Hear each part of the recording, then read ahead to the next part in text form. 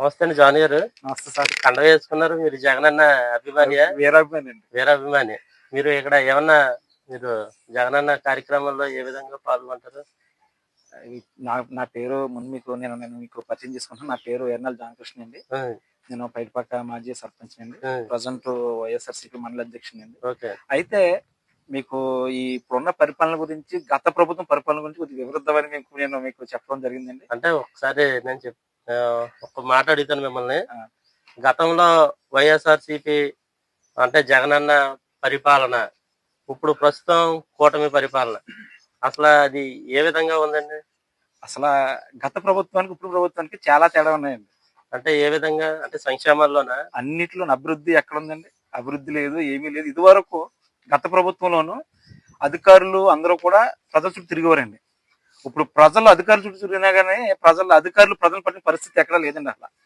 ఇప్పుడు కూటమి ప్రభుత్వం ఏం జరిగిందంటే అండి, సూపర్ 6 అని పథకాలు పెట్టిందండి. దాంట్లో ఫ్రీ బస్ ఇచ్చారు కదండి. ఆ ఫ్రీ బస్సు ఇచ్చారు. ఫ్రీ బస్ వల్ల ఎవరికి ఉపకారం ఉందండి? ఆటో డ్రైవర్లు 15,000. దానివల్ల ఆటో డ్రైవర్లకి 15,000 ఇచ్చారంటే ఇప్పుడు మేము ఉన్నామండి. నేను కూడా ఒక సాధారణ ఆటో డ్రైవర్నండి. జగనన్న అభిమానంతో నేను ఒక సర్పంచ్ చేస్తాను తప్పండి. జగనన్న ఆయన చేసినాయండి. జగన్ గారు ఫ్రీ బస్ పెట్టమని మాకు 15,000 వేసేవారండి. ఫ్రీ బస్ వల్ల అసలు ఎవరికి ఉపకారం అండి? అది ఫ్రీ బస్ వల్ల ఎవరికి ఉపకారం అండి? మహిళలు బాగానే తిరుగుతున్నారు కదండి. మహిళలు తిరుగుతున్నారండి. ఇంట్లో చక్కగా ఏది కావాలన్నా ఫ్రీ బస్ ఎక్కి బస్సు దిగుతున్నారు.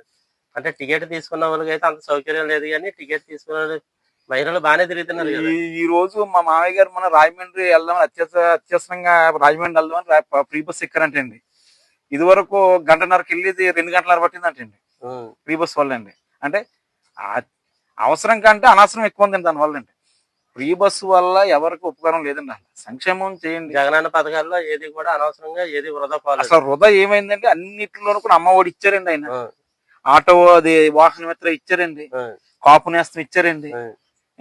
అలా ఇంకా చెప్పుకుంటే ఆయన చెప్పని సంక్షేమాలు కూడా చాలా ఉన్నాయండి. కాపు నేస్తం అవనివ్వండి, నాయి బ్రాహ్మణులకు అవనివ్వండి, రజకులకు అవనివ్వండి, ఇవన్నీ ఆ రోజు జగనన్న ఏదో వేస్ట్ గా ఇచ్చేస్తున్నాడు, పథకాలు ఇచ్చేస్తున్నాడు. మాకు వెనకమల నిత్యావసర వస్తువుల మీద కూటమి ప్రభుత్వం బద్దగస్తులు చేసేస్తున్నాడు జగన్ అనే విమర్శలు వచ్చినాయండి. పైగా అన్నిటి మీద నిత్యావసర వస్తువుల మీద రేట్లు పెంచేస్తున్నారు అని చెప్పారండి. మరి ఈ రోజు ఈ ప్రభుత్వం పథకాలు వేస్తారు, మరి నిత్యావసర వస్తువుల మీద పెంచేస్తున్నారండి ప్రతి దాని మీద. మరి అప్పుడు జగన్ గారి టైంలో గ్యాస్ బండ్కి 20 రూపాయలు పెరుగుతున్న గంగోలు పెట్టినప్పుడు మరి ఈ రోజు 50 రూపాయలు పెరిగిందండి. మరి ఎవరో మాట్లాడరండి. ఈ రోజు ఏంటంటే సంక్షేమ పథకాలు అడుగుతున్నాం అనుకోండి, అడిగిన వాళ్ళు అరెస్ట్ చేస్తున్నారు. అరెస్ట్ చేయడం, వాళ్ళని సెంట్రల్ జైల్లో పెట్టడం, వాళ్ళు ఇది చేయడం ఏంటండి? ఈ వ్యవస్థ ఉంది, పోలీస్ వ్యవస్థ అండి. పోలీసు వ్యవస్థ సామాన్యుని కాపాడవలసింది పోయండి, తప్పు చేస్తున్నాడు కండగాస్తుందండి. అది సాక్షాత్ ఇదివరకు హోమ్ మినిస్టర్లు చేశారు కానండి, మరీ ఇంత ఇదిగా లేదండి.